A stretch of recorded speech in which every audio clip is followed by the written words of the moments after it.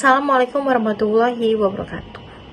Selamat pagi kepada Bapak Dosen Pancasila, Bapak Dr. Yusuf Setiadi, SSTMK, SH, MM, MHum, dan teman-teman sekalian. Saya sebagai perwakilan dari kelompok 1 bernama Della Eliza Putri Nasution akan membuka video PPT dari kelompok kami. Kelompok kami beranggotakan 9 orang. Yang pertama, saya sendiri. Yang kedua, Sarah Afrida Purba. Yang ketiga, Siti Muniroh. Yang keempat, Siti Salsabila Benardi. Yang kelima, Steven Darmawan. Yang keenam, Tuti Herlina. Yang ketujuh, Febriana Deswita Liu. Yang kedelapan, Vega Bagus Setiawan. Yang sembilan, Wiwin Winarsi. Dalam kesempatan kali ini, kami akan memberikan informasi tentang tugas ujian akhir semester kelompok 1. Diambil dari salah satu PPT anggota kelompok dari tugas UTS kemarin yang berjudul Cerita Garudea di Candi Kidal Malang yang menginspirasi Garuda Pancasila. Kami akan menyambungkan sesi materi ke-6 dan ke-7, yaitu Pancasila sebagai ideologi bangsa dan dasar negara Republik Indonesia. Kelompok kami juga menambahkan materi tentang Pancasila dari materi 1 sampai 15. Berikut adalah video pemaparan PowerPoint-nya. Pancasila terbagi atas 3 pengertian. Yang pertama, pengertian Pancasila secara etimologis. Yang kedua, pengertian Pancasila secara historis. Yang ketiga, pengertian Pancasila secara terminologis. 1. Pengertian Pancasila secara etimologis. Pancasila berasal dari 2 kata bahasa Sanskerta, panca berarti 5, dan sila berarti prinsip atau asas. Apabila diulik secara bahasa, Pancasila menjadi rumusan dan pedoman kehidupan berbangsa dan bernegara bagi seluruh rakyat Indonesia. 2. Pengertian Pancasila secara historis. Pengertian Pancasila secara historis artinya perumusan Pancasila tidak bisa dipisahkan dari sejarah bangsa Indonesia dalam meraih kemerdekaan. Ketiga, pengertian Pancasila secara terminologis. Adapun menurut istilah atau terminologi, Pancasila adalah konsep 5 dasar yang menjadi ideologi negara Indonesia yang dikemukakan oleh Insinyur Soekarno bahwa Pancasila menjadi paduan dan pedoman bangsa Indonesia dalam kehidupan bernegara. Kedudukan Pancasila, ideologi bangsa, dasar negara, 18 Agustus 1945, pandangan hidup bangsa. Kedudukan Pancasila, yang pertama dan utama adalah sebagai dasar negara. Apabila dasar negara dihubungkan dengan pola pikir bangsa Indonesia, maka dapat disebut sebagai ideologi bangsa. Apabila dasar negara dihubungkan dengan pegangan, pedoman, arah, petunjuk hidup bangsa, maka jadilah pandangan hidup bangsa, way of life. Martin Siregar berpendapat ideologi sebagai sistem kepercayaan. Ideologi adalah sekumpulan kepercayaan dan penolakan yang diungkapkan dalam bentuk pernyataan yang bernilai yang dirancang untuk melayani dasar-dasar permanen yang bersifat relatif bagi sekelompok orang. Ideologi dipergunakan untuk membenarkan kepercayaan yang didasarkan atas norma-norma moral dan sejumlah kecil pembuktian faktual dan koherensi. Legitimasi yang rasional dari penerapan preskripsi teknik. Bagaimana implementasi Pancasila sebagai dasar negara? Pancasila merupakan landasan ideologi dan dasar negara Indonesia yang memberikan arah dalam pengaturan negara dan kehidupan sosial. Penerapan Pancasila sebagai dasar negara memiliki peranan sentral dalam membentuk identitas bangsa dan memelihara kesatuan dan integritas Indonesia. Berikut adalah implementasi Pancasila dari perspektif teori Pancasila sebagai ideologi dan dasar negara. Yang pertama ada penerapan penilaian Pancasila. Implementasi Pancasila sebagai ideologi negara dilakukan dengan menerapkan dan mengamalkan nilai-nilai yang berkandung dalam Pancasila. Nilai-nilai tersebut seperti ketuhanan yang Maha Esa, kemanusiaan yang adil dan beradab, persatuan Indonesia, kerakyatan yang dipimpin oleh hikmat kebijaksanaan dalam kemusyawaratan atau perwakilan, dan keadilan sosial bagi seluruh rakyat Indonesia harus tercermin dalam kebijakan, tindakan atau perilaku semua warga negara. Lalu yang kedua adalah landasan hukum. Pancasila menjadi dasar hukum tertinggi dalam sistem hukum Indonesia, sesuai dengan UUD 1145 yang menyatakan bahwa negara Indonesia berdasarkan dengan Pancasila. Implementasi Pancasila sebagai dasar negara memastikan adanya sistem hukum yang sejalan dengan nilai-nilai Pancasila, sehingga semua kebijakan, peraturan, dan undang-undang yang diberikan harus berlandaskan Pancasila. Lalu yang ketiga, ada pendidikan Pancasila. Implementasi Pancasila juga dilakukan melalui pendidikan. Pendidikan Pancasila menjadi bagian penting dalam kurikulum pendidikan nasional, dengan tujuan mengajarkan generasi muda tentang nilai-nilai Pancasila agar mereka dapat menginternalisasikan dan mengamalkannya dalam kehidupan sehari-hari. Lalu yang keempat, ada kebijakan publik. Seluruh kebijakan publik, baik di tingkat nasional maupun daerah, harus jalan dengan nilai-nilai Pancasila. Keputusan pemerintah diambil berdasarkan kepentingan nasional dan kesejahteraan rakyat. Lalu yang kelima, ada pembinaan kesadaran berbangsa dan bernegara. Masyarakat perlu dibina kesadarannya tentang pentingnya memahami dan mengamalkan Pancasila sebagai identitas bangsa. Program sosialisasi secara berkesinambungan dijalankan untuk memperkuat kesadaran bangsa dan bernegara. Lalu yang terakhir ada penerapan hukum dan etika Pancasila. Sistem hukum dan etika yang diterapkan di Indonesia haruslah sejalan dengan nilai-nilai Pancasila untuk menjamin keadilan, kebenaran, dan keutuhan bangsa. Lalu untuk kesimpulannya, implementasi Pancasila sebagai dasar negara memainkan peran sentral dalam membentuk identitas bangsa dan menjaga persatuan. Melalui pendidikan, kesadaran, dan kebijakan yang berlandaskan Pancasila, diharapkan Indonesia dapat terus membangun masyarakat yang adil, makmur, dan berkeadilan sesuai dengan cita-cita Pancasila. Sekian. Implementasi Pancasila sebagai dasar negara, pengakuan, pemenuhan, dan perlindungan terhadap HAM, pembagian dan pembatasan kekuasaan, penghormatan dan penegakan hukum, penghormatan dan pelaksanaan putusan kekuasaan kehakiman yang bebas dan merdeka. Pandangan hidup adalah landasan untuk mengatur kehidupan pribadi dan interaksi sosial. Manusia, sebagai makhluk sosial, membutuhkan hubungan dengan orang lain. Dalam kehidupan bersama di negara, tekad kebersamaan dan cita-cita bersumber dari pandangan hidup. Salah satu teori tentang implementasi Pancasila sebagai dasar negara berasal dari Insinyur Soekarno, Presiden pertama Indonesia dan proklamator kemerdekaan Indonesia. Teori ini disebut sebagai Pancasila sebagai pandangan hidup bangsa atau Pancasila sebagai ideologi terbuka. Dalam pandangan Soekarno, Pancasila bukanlah sekedar konsep politik, tetapi sebuah pandangan hidup yang mencakup 5 sila, yaitu ketuhanan yang Maha Esa, kepercayaan kepada Tuhan yang Maha Esa sebagai dasar dari segala-galanya. Kemanusiaan yang adil dan beradab, pengakuan akan martabat dan hak asasi manusia, serta perlunya saling menghormati dan beradab dalam hubungan antar manusia. Persatuan Indonesia mengutamakan kepentingan bangsa dan negara di atas kepentingan pribadi, kelompok, atau daerah. Kerakyatan yang dipimpin oleh hikmat kebijaksanaan dalam permusyawaratan perwakilan, penerapan demokrasi yang semangat musyawarah untuk mencapai mufakat. Keadilan sosial bagi seluruh rakyat Indonesia, mewujudkan kesetaraan dan keadilan dalam bidang ekonomi dan sosial untuk kesejahteraan bersama.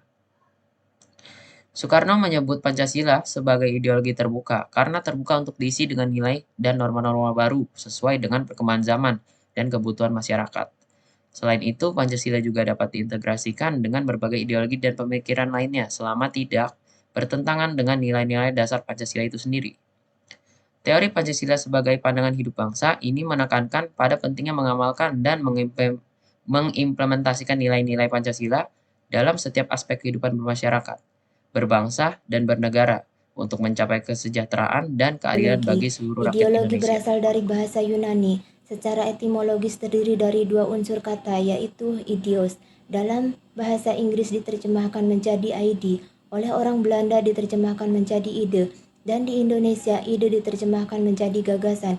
Dalam bahasa Indonesia, gagasan diartikan sebagai segala sesuatu yang berorientasi pada masa depan, sehingga gagasan mempunyai sinonim cita-cita. Logos dalam bahasa Inggris logis, dalam bahasa Belanda disebut logis, dalam bahasa Indonesia diterjemahkan menjadi masuk akal atau diterima oleh akal sehat, atau juga sering disebut segala sesuatu yang realistis. Secara etimologis dapat disimpulkan bahwa ideologi dapat diartikan sebagai gagasan yang masuk akal atau cita-cita yang realistik. Secara umum, ideologi dapat dikatakan sebagai kumpulan gagasan-gagasan, ide-ide, keyakinan-keyakinan, kepercayaan-kepercayaan yang menyeluruh dan sistematik, yang menyangkut 1. Bidang politik atau termasuk pertahanan keamanan, 2. Bidang sosial, 3. Bidang kebudayaan, 4. Bidang keagamaan. Pengertian ideologi menurut para pakar, W. White mendefinisikan ideologi ialah soal cita-cita politik atau doktrin atau ajaran dari suatu lapisan masyarakat atau sekelompok manusia yang dapat dibeda-bedakan. Halatitus mendefinisikan ideologi adalah suatu istilah yang digunakan untuk sekelompok cita-cita mengenai berbagai macam masalah politik dan ekonomi, serta filsafat sosial yang sering dilaksanakan bagi suatu rencana sistematis tentang cita-cita yang dijalankan oleh sekelompok atau lapisan masyarakat, sehingga dapat disimpulkan bahwa dari pandangan tersebut ideologi dikaitkan dengan cita-cita politik satu kelompok atau bangsa.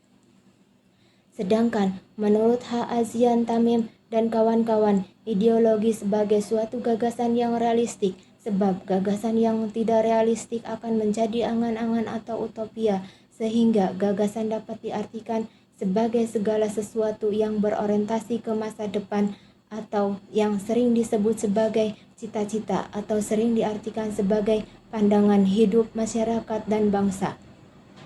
Dari uraian di atas, maka Pancasila sebagai ideologi bangsa Indonesia sering disebut seperti 1. Pancasila sebagai pandangan hidup bangsa Indonesia, 2. Pancasila sebagai cita-cita bangsa Indonesia, 3. Pancasila sebagai jiwa bangsa Indonesia, 4. Pancasila sebagai kepribadian bangsa Indonesia. Ideologi dalam Pancasila yang pertama adalah ketuhanan yang Maha Esa.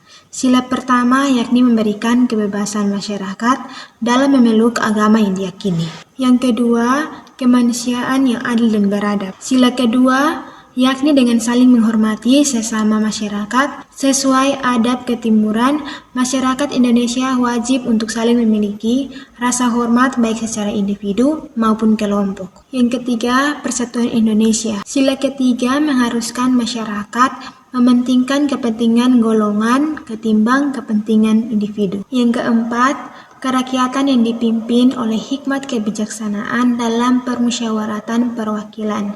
Sila keempat mengharuskan masyarakat untuk wajib bermusyawarah saat akan memutuskan atau dalam mencari solusi dari masalah yang sedang dihadapi atau sedang terjadi di Indonesia dan berdampak pada masyarakat secara keseluruhan. Yang kelima, keadilan sosial bagi seluruh rakyat Indonesia. Sila kelima menuntut agar semua masyarakat, baik individu maupun dalam kelompok, agar selalu adil dalam memutuskan suatu permasalahan atau memberi solusi dalam pemecahan suatu masalah. Alinea keempat, pembukaan Undang-Undang Dasar 1945 yang diantaranya menyatakan bahwa pemerintah negara Republik Indonesia melindungi segenap bangsa Indonesia, memajukan kesejahteraan umum, dan mencerdaskan kehidupan bangsa. Dari alinea tersebut diuraikan dalam pasal 28C ayat 1 Undang-Undang Dasar Negara Republik Indonesia tahun 1945 yang menyatakan setiap orang berhak mengembangkan diri melalui pemenuhan kebutuhan dasarnya, berhak mendapatkan pendidikan dan memperoleh manfaat dari ilmu pengetahuan dan teknologi, seni dan budaya, demi meningkatkan kualitas hidupnya dan demi kesejahteraan umat manusia. Salah satu teori tentang Pancasila ditetapkan sebagai sistem filsafat. Pancasila disebut sebagai sistem filsafat karena keseluruhan sila-sila yang di dalamnya merupakan suatu kesatuan yang saling berhubungan, saling bekerja sama guna pencapaian tujuan tertentu, dan secara menyeluruh merupakan bagian suatu kesatuan yang utuh, misalkan penegakan demokrasi dan memajukan kesejahteraan umum. Komisaris Jenderal Polisi Dr. Andes Firly Bahuri menekankan hal yang dapat mengganggu suatu negara dalam mewujudkan tujuannya yaitu korupsi. Menurut Firly, korupsi adalah kejahatan yang luar biasa. Dikatakan sebagai kejahatan yang luar biasa karena korupsi bukan hanya kejahatan yang merugikan uang negara, tetapi dapat berdampak pada kualitas pendidikan yang menjadi rendah, mutu pendidikan jatuh, serta kemiskinan yang tidak tertangani. Karena korupsi adalah kejahatan yang merampas hak rakyat, merampas hak asasi, dan juga melawan kemanusiaan. Oleh karena itu, KPK membangun strategi pemberantasan korupsi dengan 3 pendekatan, yaitu pendekatan pertama, pendekatan pendidikan masyarakat dengan memberikan wawasan dan kesadaran kepada berbagai pihak, baik rakyat, penyelenggara negara, maupun swasta supaya tidak ingin melakukan korupsi. Pendekatan yang kedua yaitu pendekatan pencegahan yang dilakukan karena kejahatan muncul didorong oleh sistem yang buruk, sistem yang lemah, dan sistem yang gagal. Pendekatan yang ketiga yaitu pendekatan penindakan yang dilakukan untuk menanamkan rasa takut untuk melakukan korupsi. Teori ini ialah tujuan nasional sebagai tertuang pada alinea keempat pembukaan Undang-Undang Dasar 1945 di atas, yakni melindungi segenap bangsa Indonesia dan seluruh tumpah darah Indonesia, memajukan kesejahteraan umum dan mencerdaskan kehidupan bangsa, serta melaksanakan ketertiban dunia berdasarkan kemerdekaan, perdamaian abadi, dan keadilan sosial. Rumusan masalah nomor 8. Cerita Garuda di Candi Kidal Malang yang menginspirasi Garuda Pancasila. Pancasila merupakan dasar bagi kehidupan bermasyarakat, berbangsa, dan bernegara, dan juga memiliki fungsi sebagai alat pemersatu bangsa, sehingga dengan Pancasila hingga saat ini masih sebagai negara Republik Indonesia. Garuda Pancasila.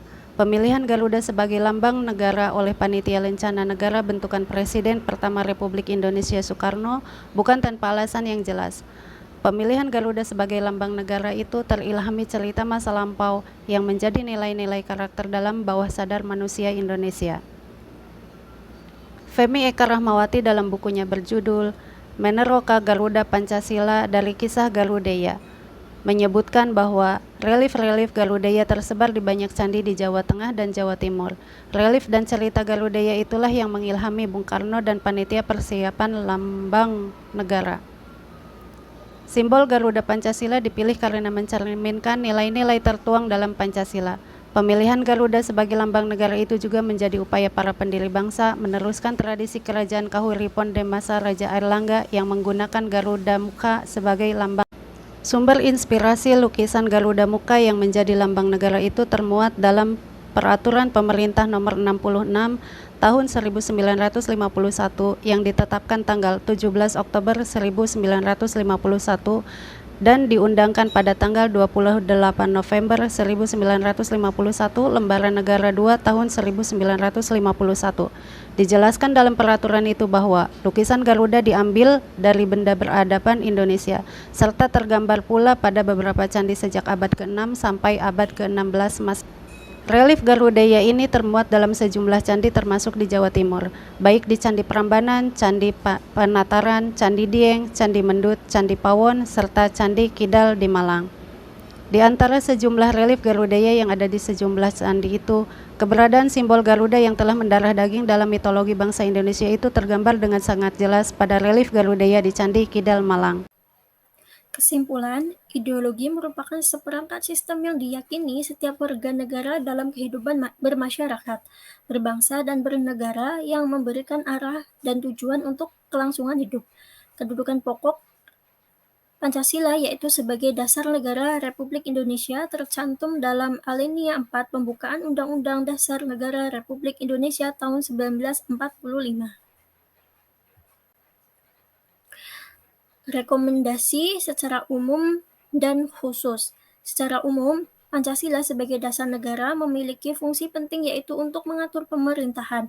Secara khusus, Pancasila digunakan sebagai dasar untuk mengatur penyelenggaraan aparatur negara yang dilakukan sesuai dengan bunyi dan isi yang tercantum dalam pembukaan Undang-Undang Dasar 1945.